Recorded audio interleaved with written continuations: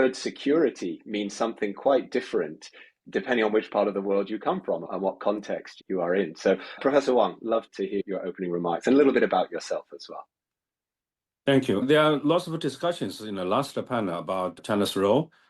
What more and more expectations China can play a more active role. But China hesitates to use leader or leadership because we don't like to use this maybe initiative to do something, but not leadership, because for our tradition and our culture and even power.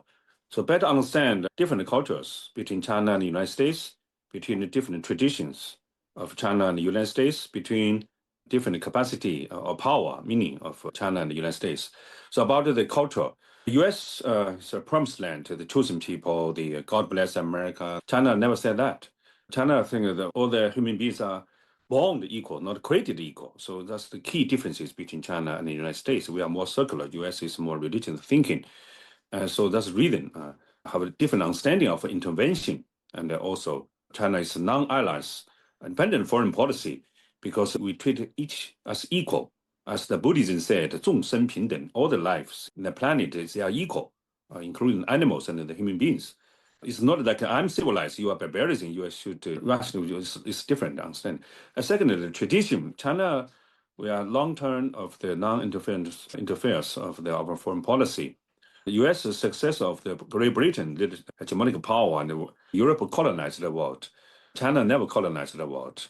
So that's our tradition. So we are not interfering in domestic affairs. At the same time, China also don't understand so much as the UK and the US today, because we are just a newcomer of the world. Okay, so it's for a long time, thousands of years, China is inward looking. Even all on the haven actually is in Eastern Asia, so not globally.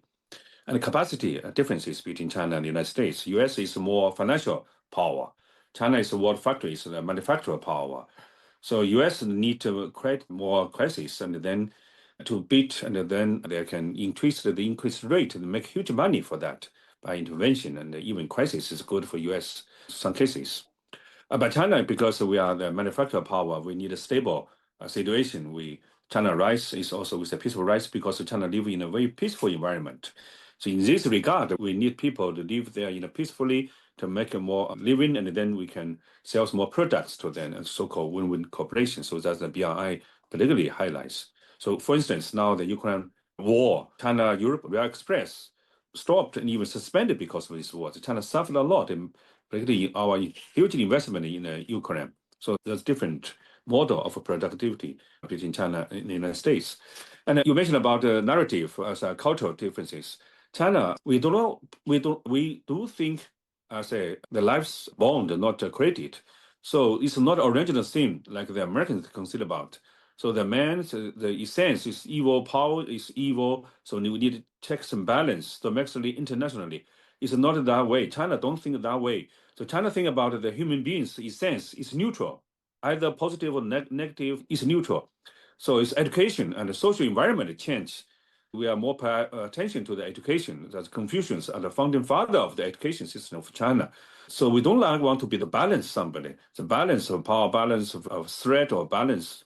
We don't like that way. So we more prefer harmony among different peoples and harmonies between man and the nature and harmonies between you and yourself. So that's the Buddhism, particularly focus on you and yourself relationship. And the Taoism is more focused on you and the nature's harmony. And then the Confucianism is more focused on you and others' harmony. So that's, I think, basically differences, as I mentioned. And also about the world. We think about the world, they have their Tao. Tao is like the natural principles or law of the heaven. You really do not interfere. You cannot guarantee you're always on the right side of the history. China said whether you're on the right side or wrong side need to be tested by the history, by the people. So that's the reason we have different legitimacy understanding of power. So in today's world, it's more and more dangerous because the US cannot play that kind of a leadership role. So 2006, I published a very controversial and influential article in the Global Times that prevent the US from declining rapidly. I predict the US declining. There are 3 steps: back to Asia, back to Europe, American continent, and then back to United States. Now, actually, witness this gradual change of the US leadership in the world. So what China can do? So it's like the traditional Chinese medicine and the Western medicine. We prefer, number one, less intervention. If there is need intervention, less spillover effect, not to interfere, solve one problem and then create another new problem. So that's basically we need a systematic, long-term, and fundamental thinking to solve this problem. So that's the reason China have so many initiatives. That means China prefers partnership, not allies, not intervention, less intervention. And domestically first, economic first. So that's the reason China helped Palestine. There are 9 different groups and the different parties make the reconciliation in Beijing, and also before and Saudi and Iran make the reconciliation. And also we hope maybe Ukraine and Russia make a reconciliation and rebuild of the more sustainable and just order and sustainable order in Europe. So that's basically to answer that kind of questions. So again, thank you, and pay more attention to the Chinese culture, which is different with the United States. Pay more attention to the Chinese tradition. Pay more attention to understand the power of China is different with the United States. Thank you.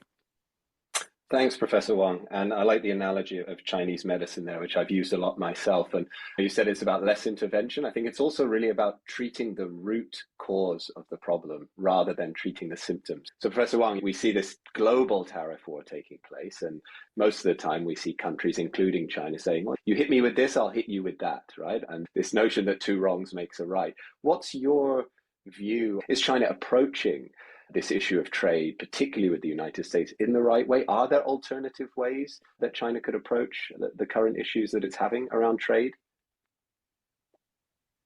Okay, we are quite familiar with President Trump because the first term also launched the trade war against China. So this time come back and China fully prepare for that. And Chinese confidence is because China is most independent from the United States. Even though some areas still we say choke points by the United States, but fundamentally we don't use, for instance, Google, we don't use the Americans. Still we buy federal bonds, but less. So that's reason when the US come back, President Trump come back and launch the trade war, China is not so afraid. And the US cannot get what they want. Why China play the rare earth and other leverage actually is to remind the US back to the normal. Because we support with the free trade, WTO-centric multilateral system. It's not about our bilateral dispute. It's about the order. It's about the UN system. Otherwise, no any other countries can repeat the rise of China's experience. For those who just rely on the trade, will be suffer like another COVID. So in this regard, I think China just to remind the US back to with the market principle, economic law, which the United States always teach China about that. When China joined WTO, now the US think about this unfair, this is making China more benefit from the globalization, so they change their mind, they change their mentality. So that's the reason I think we can have maybe more better solution for that, as you mentioned, not just a bilateral dispute. Thank you. Professor Wang, I would love to hear your thoughts on if and how that's changing when it comes to Chinese approaches to mediation and to those mediation processes being as inclusive as possible, bringing as many different actors to the table. I mean, harmony, you've talked about as being really a key value within Chinese culture, and harmony is difficult to achieve if certain parties are excluded from the conversation. So do you feel this is something that China is being proactive around, trying to be more inclusive as it approaches its potential role as a mediator? There is a hot debate in China actually about whether China should change the policy of non-interfering domestic affairs. As a principle, as a tradition, we do not change and will not change. But how to define pure domestic affairs? For instance, North Korea go to nuclear weapons. This is against the Non-Proliferation Treaty. So according to the UN, China also joined the sanctions to North Korea before. So this is not pure domestic affairs. About the mediation, I think that there are 3 principles for China still keep that. The number 1, mediation means you are not join one side against another side. You should keep distance over them. And secondly, you cannot put the oil in the fire.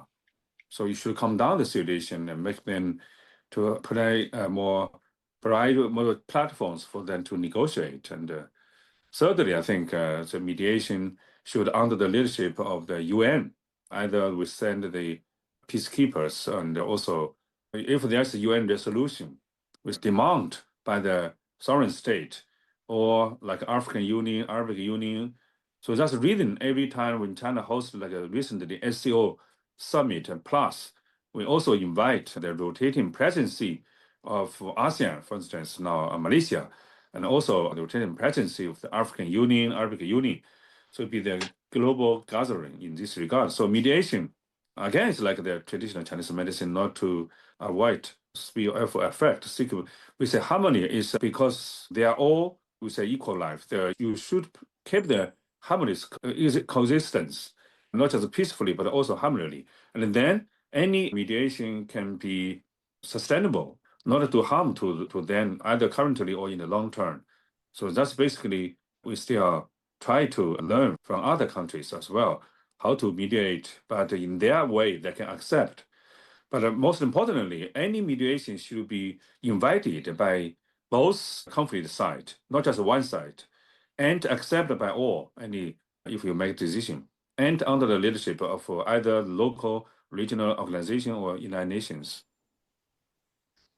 Thank you, Professor Wang. We learn from the motto of Nelson Mandela, of the Wu Bantu, I am because we are. So that things is a shared future, definitely. So before we emphasize the Confucian's motto, so to undo to others, because you want to undo to you. But now you and others, actually, their shared future. We are in a global village, either climate change or AI or economically, culturally. So in this regard, I think we should have a more real global thinking or global thinking to any intervention as a partner to learning to do that, as Ali said. So I hope the world will come to a new stage or a new paradigm of the civilization, not to repeat the tragedy, great power politics in history. Thank you. Thank you, Professor Wang. Where else can you hear a leading Chinese professor evoking the spirit of Ubuntu? I really, really love that.